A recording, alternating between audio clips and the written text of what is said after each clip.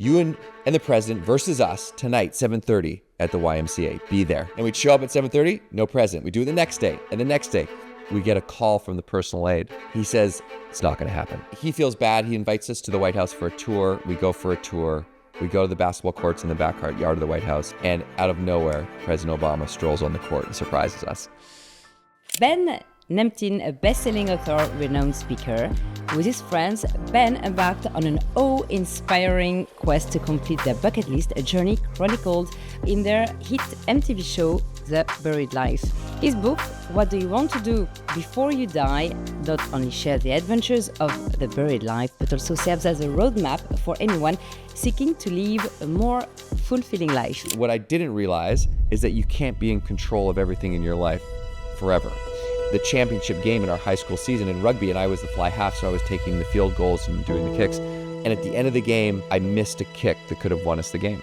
And that was the first moment when I realized, shit, I don't have it all together. Was falling in love in your bucket list? Yeah, it was. Yeah. So how did you do? Did you do any actions, or it just fell on you? That's a good question. I did actually do some actions. I'm with my girlfriend here. So our story is we met, we went on 3 dates, and it didn't work out. Hello and welcome to Kaplankaya on the southwestern Aegean coast of Turkey. We are recording the podcast, the Harvest series, where we interview amazing speakers, practitioners, and artists joining the Harvest Summit. I hope you will enjoy this episode.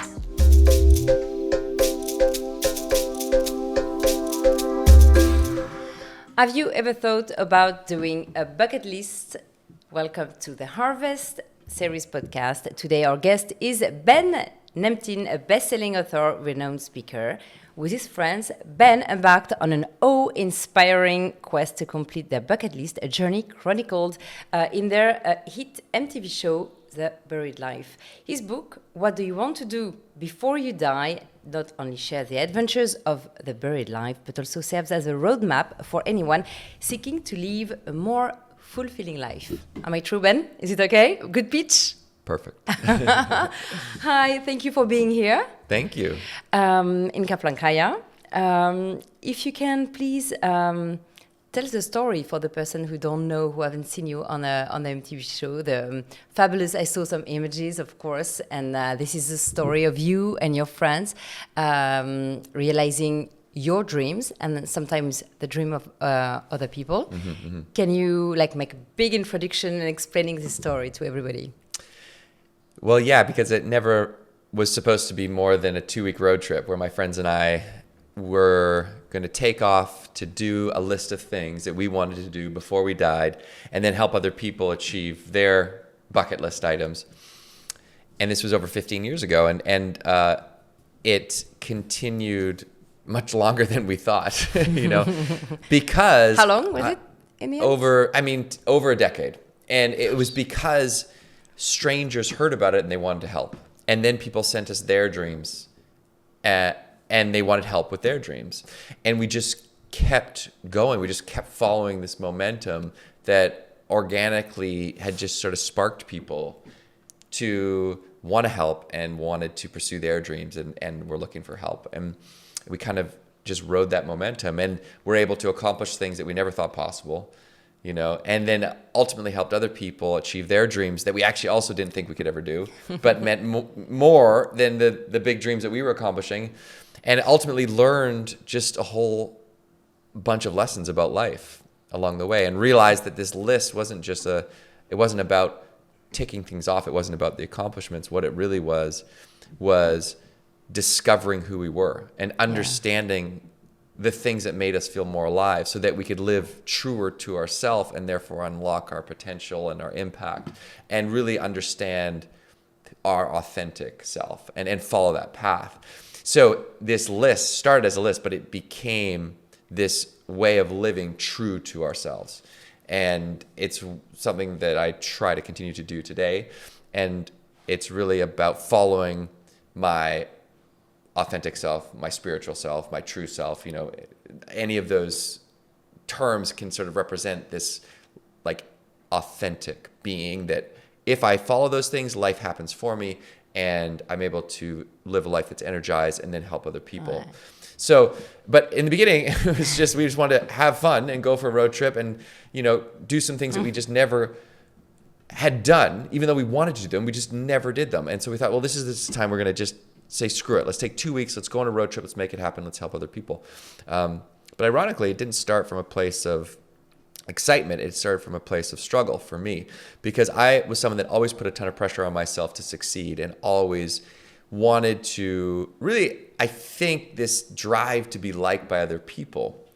So I wanted to be really good at sports. I wanted to be really good at school. So I worked hard to get an academic scholarship to school. I worked hard to earn a spot on the national under-19 rugby team in Canada. And I worked hard to be liked by friends. And I really thought that I had it all figured out because I was checking all the boxes and I was in control of everything. I felt like I could do well in school. I could do well in sports. I could have a great group of friends. And what I didn't realize is that you can't be in control of everything in your life forever. And the moment that I realized that I wasn't in control was when we had made the championship game in our high school season in rugby, and I was the fly half, so I was taking the field goals and doing the kicks. And at the end of the game, I missed a kick that could have won us the game. And that was the first moment when I realized, shit, I don't have it all together. Like I didn't do it. And I started to slowly doubt myself and create, and I started to feel this anxiety. Oh gosh, because this broke you.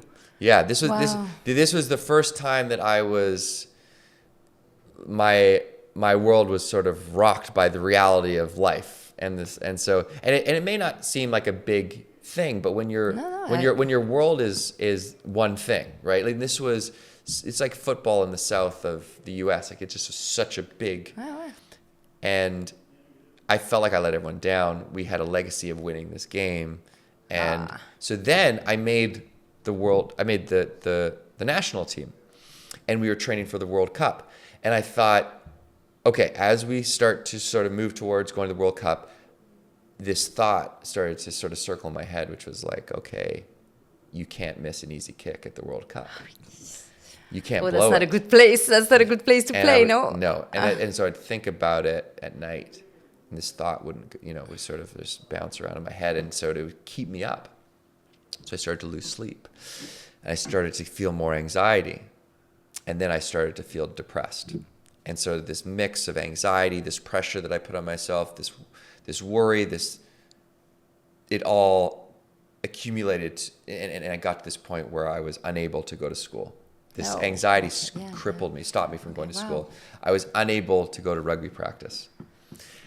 And then I was unable to leave my house.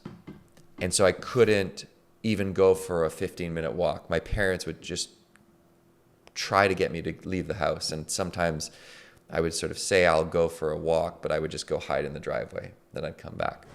Were you helped at the time, or you? I try. So my parents tried many different things. I talked with a therapist. I tried medication.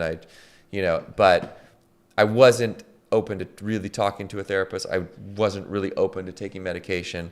Young boy, And I just had never experienced anything like this. All of a sudden, I went from being this kid that was a star athlete, star academic, with a lot of friends, to not being able to leave my room.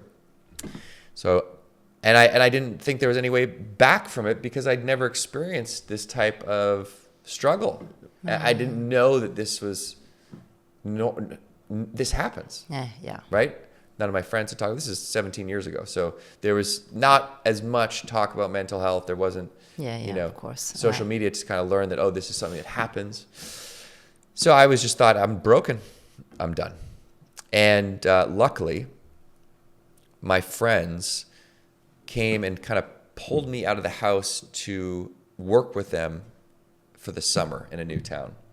And I kind of begrudgingly went with them to this new town, and I got out of my situation, and I was kind of pushed to do things that I felt were uncomfortable for me, because everything was uncomfortable for me at the time.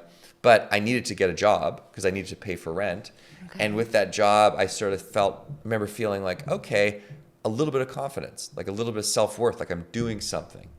It's not all downhill spiral. Like it feels like it's turning around a little bit. I started talking about what I was going through.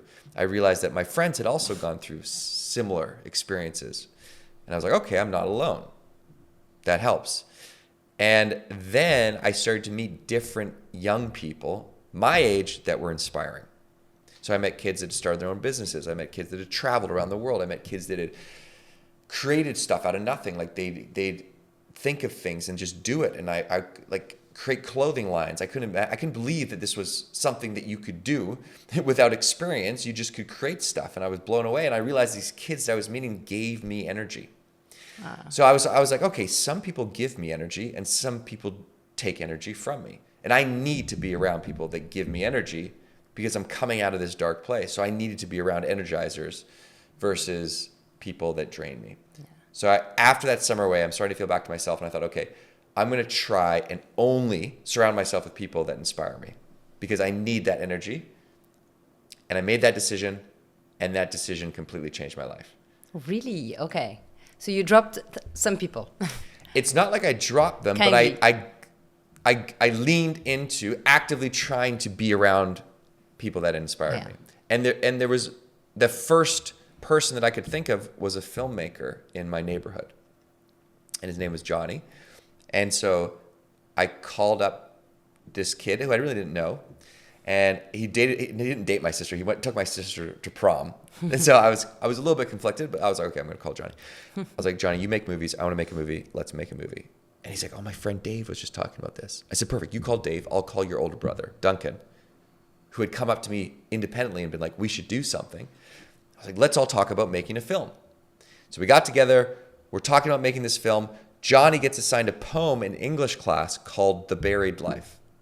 150-year-old poem written by an old English poet that talked about this feeling that we all had, which was that we had all these things that we wanted to do, but we hadn't done them because they were buried. Okay. And we had moments when we were inspired to go after those things, but then the day-to-day buried them. Life got in the way. Yeah. And we're like, okay, if he felt like that 150 years ago, we feel like this. Let's call this film that we're making The Buried Life. And let's make a list of all of our buried dreams, and let's just fucking do them. And then let's help other people achieve their buried dreams. And maybe we can learn from them why they have or have not achieved their dreams, because we're in a place where we're trying to figure out what we want to do and what life is about. And so the way that we got to those dreams was actually, ironically, about thinking about death. Because death was the only thing that actually made us think about life. It was the only thing that actually shook us enough to realize what was truly important. So we asked ourselves this question, what do you want to do before you die? To make us think about what are the things that are important. And then that's the thing that we would ask strangers. What do you want to do before you die? And if we can help them, then we will. So we're like, okay, we got it. We're going to go on a 2-week road trip. We're going to go after this list. And we're going to ask strangers, what do you want to do before you die? And if we can help them, we will. And we're going to make a little film. And so we just did whatever we could to sort of scrape up enough money we boarded an RV, we bought a secondhand camera, we built a website by hand, we threw parties in Victoria to save up for money. We just made this thing happen. We worked through the summer to take 2 weeks off to go after this list, and we take off. And that's when unexpectedly people wanted to help. And all this impouring of support. We can help you cross off, ride a bull. We can help you cross off, get up on a hot air balloon. We can help you cross off, make a toast at a stranger's wedding. And then people sending us their dreams. And so this 2-week road trip ends up lasting over a decade. And the list items that we literally thought there's no way we will ever accomplish these. Play basketball with President Obama. Have a beer with Prince Harry. Oh, really? Okay. It's just these pipe dreams. Sit with Oprah. Write a New York Times bestseller. Make an MTV show. Slowly, they started to fall off the list. And so this 2-week road trip turned into this, as I said, like kind of this discovery of who we were and ultimately what is important to us in our life. So, for example, during playing basketball with President Obama, how did this happen, and what did you learn during this? And so it's a very long story because we got so many no's. But just the short story is we just drove to DC. we started asking people, we sent dozens of emails to politicians who had their emails listed publicly to try and campaign for support to get a message through to the White House that we were trying to play basketball with President Obama to prove that anything is possible. And we got all the way up to the Secretary of Transportation. He was on board. He made a call, and we got an email with an official decline. And then we learned throughout this process that there were these secret basketball games that happened with the president where he would play basketball with a select few people, and you never knew where it was or how to get an invite, but that it happened. And so there was this one man that set up these games who was his personal aide. And so we thought, well, we got to get a hold of this guy that's setting up these games. And so we found what we thought was his email, and we sent him emails challenging him and the president to a basketball game. And we said, you and the president versus us tonight, 7:30 at the YMCA. Be there. And we'd show up at 7:30, no president. We'd do it the next day and the next day. Did that for a week. We outside the White House with signs, wearing basketball uniforms, sent letters, left messages, and finally we get a call from the personal aide. And he says, I like this. I think I can make it happen. But I got to run it by the press team. He calls the press team. He calls us back. He's like, gentlemen, it's not going to happen. Another decline. And he feels bad. He invites us to the White House for a tour. We go for a tour. We go to the basketball courts in the backyard of the White House. And out of nowhere, President Obama strolls on the court and surprises us. So we were completely blown away. And it was, probably 100 no's that we got. But what I learned from that is that, you can get 100 no's because sometimes you're just looking for one yes. Yeah, and you're just not done until you get your yes. And if you move towards a goal with creativity and authenticity and also just this kind of a version of respect where you're not pissing someone off, but you're also showing them that you're very dedicated to this, eventually a door will open. Yeah. And the creativity is actually I think the key, because if you think about it, there's millions of people that wanted to meet the president. Like if you ask people, what's on your bucket list? A lot of people would say, I want to meet the president. Oprah, Harry, or Obama, it's Yeah, but play basketball with the president, less people. Okay, so then you have sort of a less competition because there's less people that have that. But then how many of those people are driving to DC and talking with people and standing outside the White House with signs and doing all these things to get the attention of the president? Even less people. So it's like if you have that creativity when you're approaching a goal, the person on the other side respects that originality, and eventually you might get through. And when you do, instead of the ask being like, I'd like to meet the president, it's like, we want to play basketball and this is how we're approaching it and this is why we're doing it for this greater good to sort of hopefully inspire people to go after their dreams. Then you sort of, I think you have a greater chance of achieving it. Wow. Did you get on each other's nerves with your friends at some point? Yeah, definitely. We were living out of a bus because we bought an old transit bus that was purple, and we had built bunks in the back, and so we definitely did. But I think what was great about it is like I would never have done this on my own. I just wouldn't. Yeah. So if I didn't have those three other guys, then to just create that accountability. To actually do it, right? I did a lot of things because they were doing it. And when I didn't feel like it, they made me do it, or they would pick me up when I felt down, and et cetera. So what I learned is that's one of the three biggest reasons why we don't achieve our dreams. You can call them personal passions, hobbies, bucket list items, goals, whatever. It's all the same. To me, it's like this thing that you want to do that's this personal calling is because there's no deadline to achieve it. So you have to create accountability. Yeah. And one way you create accountability is by having an accountability buddy, because you're 77% more likely to achieve your goal if you have someone checking in with you, or you send regular updates, or you're doing that thing with another person. That's why when you train for a marathon or you have a personal trainer, right, you're higher chance of actually going through with and doing that thing is because you have that accountability. So there's many different ways to create accountability. Writing your list is a form of accountability because you take an idea that doesn't exist, you make it real. So now you have a reminder. So that creates accountability. Sharing your goals is accountability because then you feel accountable to the people that you're sharing them to. And then having a group of people or an accountability buddy is the best, because this thing that usually stops us, which is the fear of what other people think, actually we flip it and it's in our favor, because we don't want to let people down. So we're afraid of what they might think if we don't step up to do it. Super interesting. Wow. What was the silliest thing you ever did? Oh, so many things. Streak a field and get away. That was one of the silliest.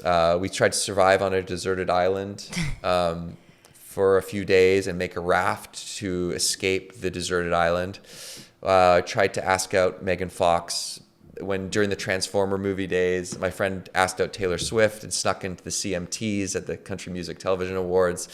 And actually, I failed. He succeeded, and actually went on a few dates. And everything from like grow a mustache to plant a tree. We just did things that we felt would excite us, and we weren't really, in the beginning, it was never about our list, really. Like we wanted to do our list for ourselves, but that wasn't going to be the focus of the documentary. The focus of the documentary was going to be about this question: what do you want to do before you die?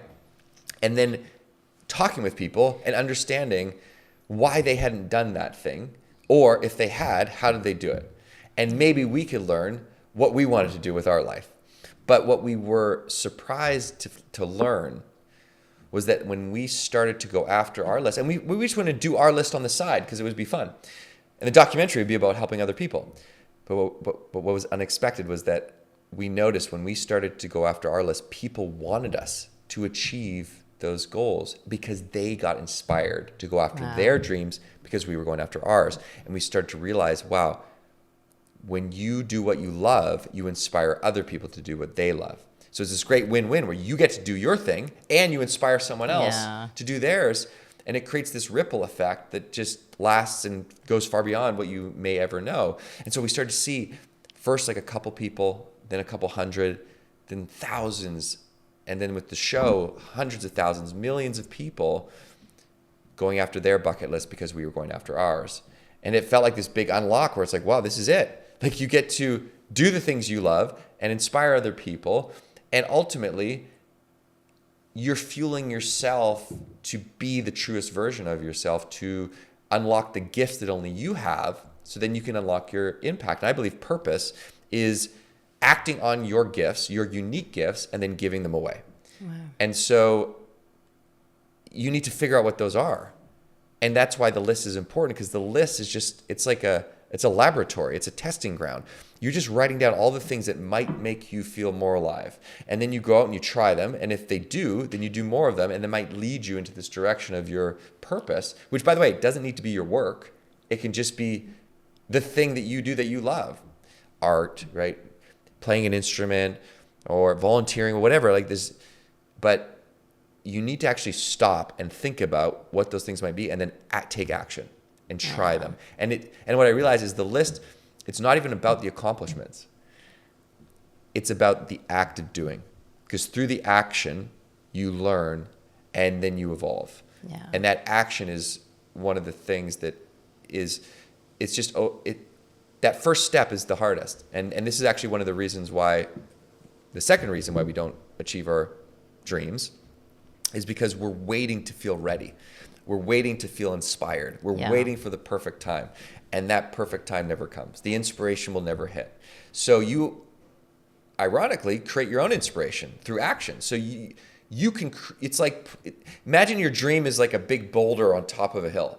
And you're just waiting for the wind or gravity to sort of get the ball rolling. And then you're gonna be moving. Well, it's like that first push is so hard because you're starting from nothing. But then once you start that momentum, then mood follows that action. And that's what I've learned is so key, is like you don't need to know the actual road to achievement, right? We didn't know how we were going to play basketball with Obama. We just did the first step, drive to DC, start asking people on the street. Leads you to other steps. That's what we learned. Wow, that's beautiful. And also, people are often very stuck in their thoughts also. You always find like excuse not to do things. And I think action is an amazing way to Yeah, to get rid of your embarrassing thoughts sometimes. Yeah, because it gets you out of your head. Yeah. But you are your biggest barrier. Yeah. I wholeheartedly believe that, because I know I'm my biggest barrier. I'm stuck in my head all the time, and it also, I think that it's, important to note, like, it's this feeling of feeling buried, which is what the poem talked about. Yeah. Is the human condition, right? This has been happening for hundreds of years. Life will always creep in and start to drain the energy of your dreams, bury them, and you really actively have to be intentional. This is like living with intention. Yeah. And it's not easy, and I have doubts all the time, right? I get in my way all the time. As I said, like, in the beginning of this journey for me was this realization that I wasn't in control. And this is a big thing for me right now, like letting go of control, because I've realized that my vulnerability is letting go of control. So it's hardest for me to know that something isn't finished, or that I don't know how I'm going to do this or how I'm going to fix this. And that's what keeps me up at night. And that's when I start to lose sleep. And that's when I start to get anxiety. And so what I've realized is, like, it's impossible to be in control of everything at all times. And that I need to be better at letting go, which means that for me, that's vulnerability. And I need to know that I'm safe in that vulnerability and able to let go of that control, because 99% of the things I'm worrying about never happen. And it's actually, if you look at research, it's actually, they did a study, there's a few studies, 91% of the things we worry about don't happen. It's like, it's such a waste of time. It's like, it's not sleeping about them. And they keep me up at night. They torment you. And you're like, dude, what are you doing? You are wasting your time worrying about this. 9 out of the 10 worries will never happen. So, like, but it's just, for me, it's like training my brain to really understand that, so that I can feel safe in that vulnerability of okay, like, I don't know what's going to happen. Like, the reason why I've achieved these goals is also the reason why I stay up and have anxiety, right? It's that, like, I can make anything happen, and I believe anybody can, but at the same time, I'm working on letting go so that I can just be okay doing nothing. Did it help you for your anxiety, all this journey with, or is it still something you have to? Yeah, no, it did help me, because to fight against, yeah. I learned, I think that a lot of I've been through a few depressions. None have been as severe as the first one, because through that first one and then subsequent sort of seasons, I don't love that word seasons, but through the subsequent times of struggle, I learned who I am, and I learned what I needed to be healthy, and I learned habits, and I learned that I needed a support system, and I found therapists that I liked, and I started to understand that nature is important, and that sleep is important, and I have this tendency to overwork, so I need to actually make sure that I take time off and surround myself with people that nourish me, and that I need to talk about the things I'm going through, and that, so I've built this mental health toolkit of habits and practices that are just vital for my own well-being. And I can see the signs earlier. I sort of can tackle them proactively, but I still struggle with it. And it's a constant sort of evolution of understanding who I am. And I think that is also okay. And I think that anyone that is struggling, even if they're going through their first crisis, which a lot of people went through their first mental health crisis during the pandemic, because all of a sudden everything was upside down, and all of a sudden someone that had been an executive their entire life and had everything together had a panic attack for the first time and was like, what is going on? Like,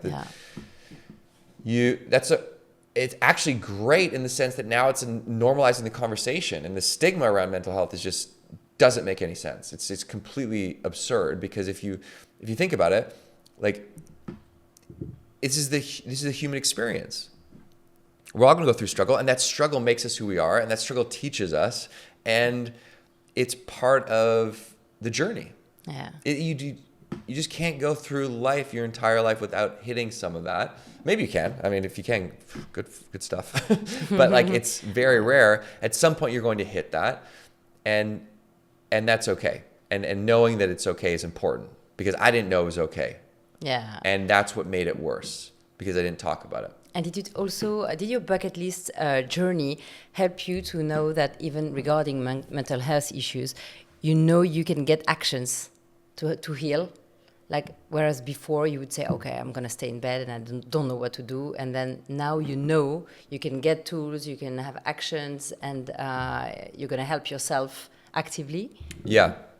I think so as humans, we are happier in action versus being passive. It doesn't even matter what we're going towards necessarily, but like this by being in action, you feel like you're lifting and moving forward. So I've learned that, if I feel down, like I need to go exercise. Even if I don't feel like it, it's going to make me feel better. I need to book an appointment with my therapist so that I can talk about what's going on. I need to probably make sure that I'm vigilant with sleep, so I get sleep, and I can maybe go out and get some time with nature, or take some time off and be with friends that I love. So just that core idea of action that leads to well-being and also leads to you achieving your goals is important. Because I also think on the goal side, I think this idea that action compounds like interest, where you'd make small deposits into a compounding interest account, and over time you're like, wow, I've got a lot of money. It's the same with your goals. If you take small steps towards your goal, you don't notice that you're moving towards it. And you may not, but what you're doing is you're building this bank that eventually starts to grow exponentially. And before you know it, you'll have moved towards that goal. And you're sort of, by taking that consistent action, you're sort of waiting for this opportunity that you're going to be ready for, And so I think that's a cool idea. Was falling in love in your bucket list? Yeah, it was. Yeah. So how did you do? Did you do any actions, or it just fell in you? It's a good question. I did actually do some actions. So I'm with my girlfriend here. Yeah, Vanessa. At Harvest, Vanessa. And so our story is, we went on 3 dates, and it didn't work out. And I always thought that I knew there was something there, but there wasn't, like 20% was off, and I couldn't quite figure it out. And I always wanted to ask her, but she, we went on those dates and I didn't talk with her again.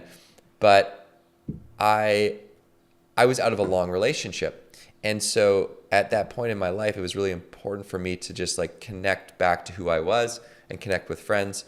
And at some point I realized, okay, I need to now do the personal work so that I can be the person that I want to be for the next partner.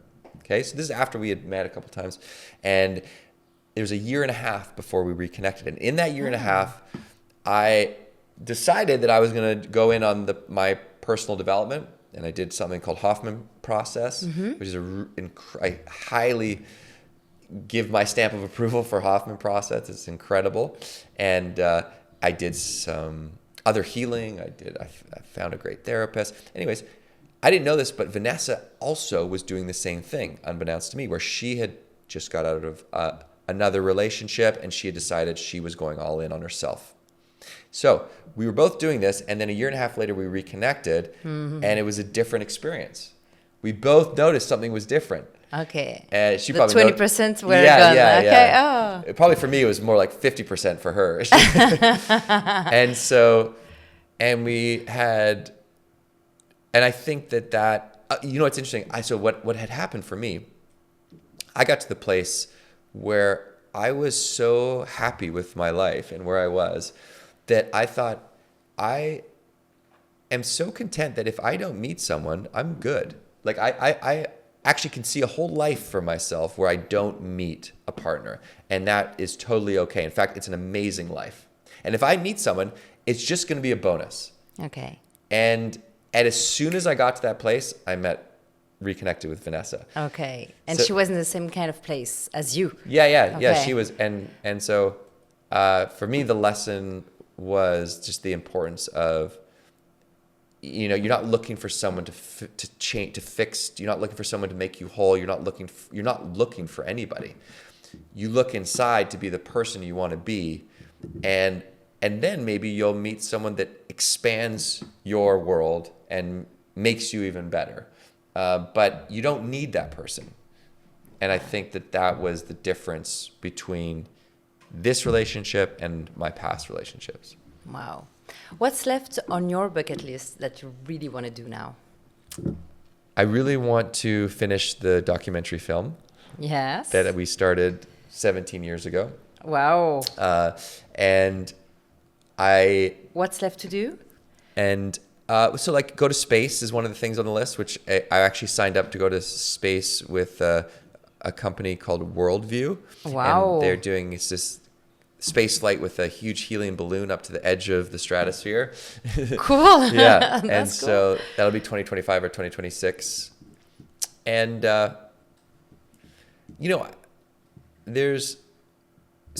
this is where I've gotten with the list, is that what it's become is like a compass pointing me in the direction of a life that is aligned. And so, yes, I have like goals and things I want to do. And, I think they're involving family, they're involving some like professional goals of like things that I want to do to like do more of what I'm doing basically, but just at a larger scale. Because I do a lot of speaking, but the speaking that I do, it's always closed audiences. It's always private. It's always corporate. It's always, there's not a way for people. Like, so that's why I love Harvest so much, is because all these people from all over the world, I usually don't get to speak at these types of events. Yeah. So I'd love to do more of that, but also to get this message out to more people. So, I have certain goals with that, but I think that it's things like get a nice house, and start a family, and there's places I want to travel. I didn't dare ask you like if having a baby was on your bucket list. Yeah, I'm pretty sure it is. I'm like almost there. Okay. Yeah, cool. yeah. What about you? What's on your list? I think it involves a lot of traveling, maybe. Mm-hmm. There's some countries like I've never been to. Brazil. I've always wanted to go to Brazil, so it's probably in my bucket list. I was thinking, I had plenty of ideas. When I prepared the interview, I wrote like a lot of things, Yes. and now I kind of forgot them. Well, we can come back to them. I only have Brazil in my head. Yeah. It's just like something I really, and I would like to do like a big travel with my children. Like, That's cool. that would be like a good, a long one, Yeah. taking time and exploring. That would be like something I would love to do. Yeah. And I might do that. And what's your advice like for people? But for me, I haven't done my bucket list really. So what would be your advice? First, I would get the book. And do you put like categories? Yeah, I would say the first step is you want to take some time alone to write your list. And when you think about your list, I encourage you to sort of expand your definition of what a bucket list is, so that it's not just travel and adventure, right? Okay. So that there's actually 10 life categories that I think you should think about when you do your list. And so it's travel and adventure, but it's also, what are your relationship goals? Because one of the top 5 regrets the dying is I wish I would have stayed in contact with friends. Okay. Romantic relationships, friendships, those always tend to get pushed because life gets in the way. Yeah. You lose touch. You Yeah. have a family, and so that's just something to keep in mind. There's mental health goals. What do you want to do for yourself? I think spiritual goals also kind of come under mental health in these 10 categories. Physical health goals. Then there's financial, professional, giving. How do you want to make an impact? Creative goals. That's sort of the true expression of yourself, that authentic expression. And I may have missed one or two. You can go to, if you go to writeyourlist.com, you can see those 10 categories. So you write your list, and then the next step is you decide which of these do you want to start to move towards, right? So you're like, okay, let's just say your list is, I want to book a trip with my family, and a long trip. And so you're like, okay, what are 3 things I can do in the next 2 days that will move me towards that goal? Wow, easy. in the next 2 days. Yes, yeah, just like I easy, like it. Yeah. just like easy things. Okay. It doesn't mean that you have to book the trip in 2 days, but what you're trying to do is you're trying to kickstart that momentum by taking steps of action. So maybe the first step is, okay, I'm gonna talk with my kids and tell them that this is my dream. Yeah. Okay. I'm gonna take some time. I'm gonna explain to them this is, and maybe the second thing is I'm going to start to think about where I want to go. I'm going to do a little research. I'm going to go on Instagram. I'm going to go maybe online. I'm going to start to look at Brazil. Like, I wonder where we could go that would make sense. And maybe the next thing is looking at some of the logistics. Okay, like, do I have to take the kids out of school? Or what's that going to look like? Maybe I need to start to look at how would that work, whatever. But the point is, 3 things, and just commit to it. And that's sort of your sort of save first step. some money every month. Exactly. Yeah, exactly. Okay. And then it's like, okay, now how can you build accountability around that? So can you enroll the family into actually like creating accountability? Guys, where would you like to go? I want you to help me. Let's meet every 2 weeks or once a month and talk about this. And, everyone will sort of have their own tasks, and, we'll start to sort of make this happen together. Maybe you'll call different people that you know in the different countries and sort of say, hey, I really want to come, and they can help you build that accountability. So what you're trying to do is you're trying to create inspiration through action. You're trying to kickstart that feeling by taking action, because then you can continue that momentum. You want to sort of move through this fear of the unknown, right? Because this fear stops us. What are other people going to think? What if I fail? So you want to just start to not get stuck in that.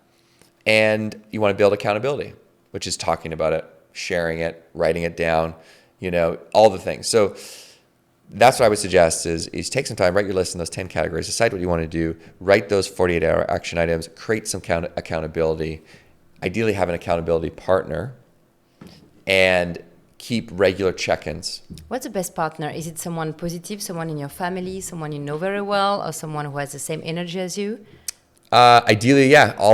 Definitely someone that is positive and wants you to do the thing, right? And believes in you.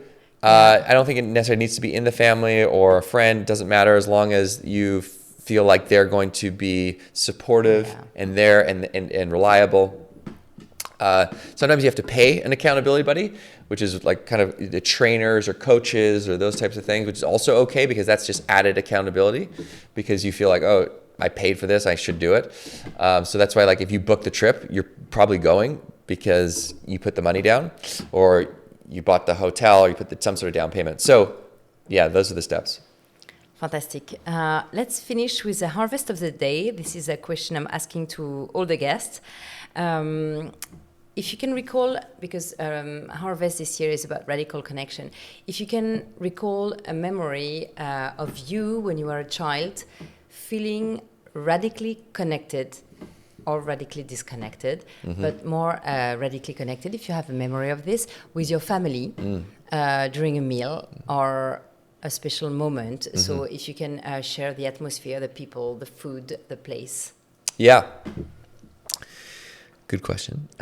I would say, we used to do, my family and I would do ski trips in Canada with 1 or 2 other families, and we would always go up to the mountain and ski. And those meals together were always the most fun, because we'd make the meals together. It would usually be like chili or something like that everyone could kind of contribute to. And it was a time where we were outside of our hometown, and there weren't things that we needed to do. So we actually were all being present and relaxing, and we'd skied the whole day. So we were tired, and we were playing cards and hanging out by the fire. And it just felt like a very nurturing and cohesive family experience. And I love to ski, and that was kind of like bred that passion, was those family trips. Thank you, Ben, for sharing. Thank you for talking about this bucket list, about sharing your experience, your journey, and living with intention. Thanks, Ben. Thank you. Thank you for watching this, and stay tuned for more episodes on the Harvest Series podcast.